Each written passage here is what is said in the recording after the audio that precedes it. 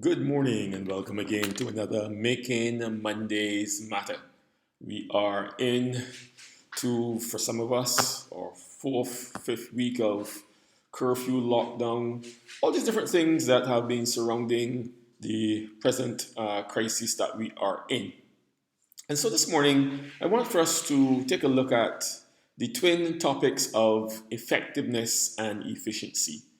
Effectiveness and efficiency. And notice I said effectiveness and efficiency and not effectiveness versus efficiency. Often, when the two of these subjects are looked at, they're looked at in contrast to each other rather than in complements of each other. And this morning, there are two different aspects of the same coin. And so we will take a look at both of them. In the middle of a crisis, it is more important to be effective. When things are established, it's more important to be efficient. And so, as we navigate these waters, some of us, as I said, have been working from home. Well, some of you, because I work from home all the time, but some of you have been transitioning from your office into your home for the last 2, 3 weeks. And so, a routine has started to occur. You are effectively doing what needs to be done. Now it's important to become efficient at it.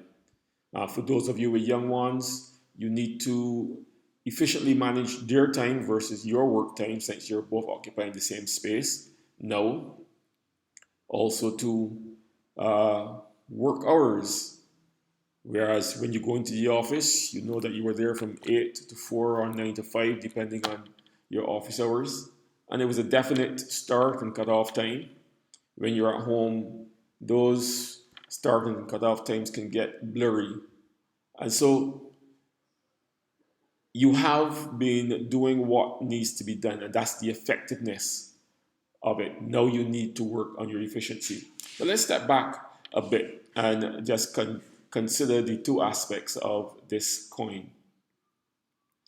In a crisis, it is important for you to understand what has to be done and then set about working on the how to do it. Uh, as I alluded to earlier, many of you would have been tossed out of your office into your home with minimal resources, but the job still had to be done. And you found a way of doing it. It might not have been the best way, but you got the job done. And just so that you understand that it's not simply the task that I am focused on, but everything surrounding that task. Listening to some colleagues even over the weekend, I don't remember if it was yesterday or Saturday, and they were looking at persons who have been forced to work from home. And they were considering some of the challenges.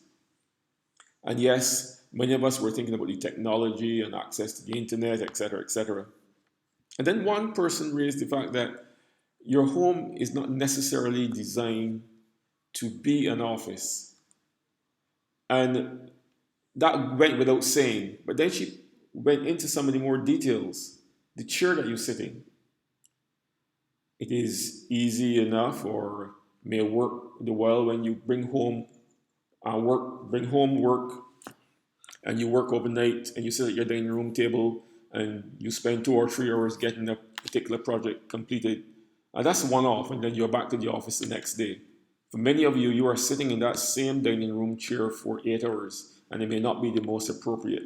And so it is at moments like these, as the crisis prolongs, that you need now to start shifting from the effectiveness, you are doing that, and start to look at the efficiency so that you don't burn yourself out.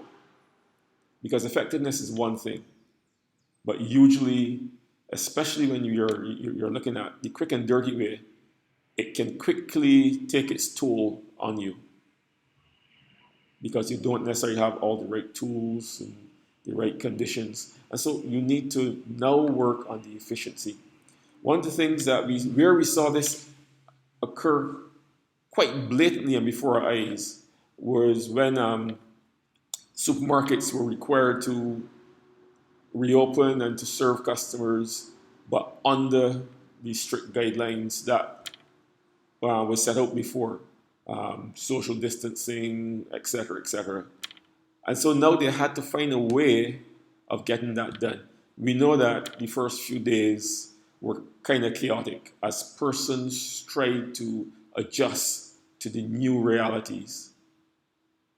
But sooner rather than later, a new norm, in inverted commas, came into being.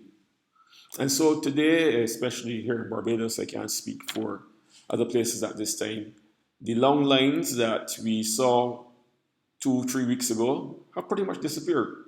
Are there still lines? Yes. But they are more orderly now. And this is where the efficiency comes in. Because now we have a system in place. Now we are getting to do things right. We have started doing the right things, and now we are getting to do the things right. And so this morning, as we go forward into the remainder of this week, as we continue to weather this current situation that we are in, let us first remember that it's important to be effective. Then, as we go forward, seek to be efficient. Don't stop simply at being effective, but go on to be as efficient as you can be. And remember what I said in the opening remarks. This is not effectiveness versus efficiency, but this is effectiveness and efficiency. So let us make the best of where we are today and be effective and efficient. And until we see each other next Monday, I wish you an effective and efficient week. This is David Ince for Living Successfully Inc. for another Making Mondays Matter.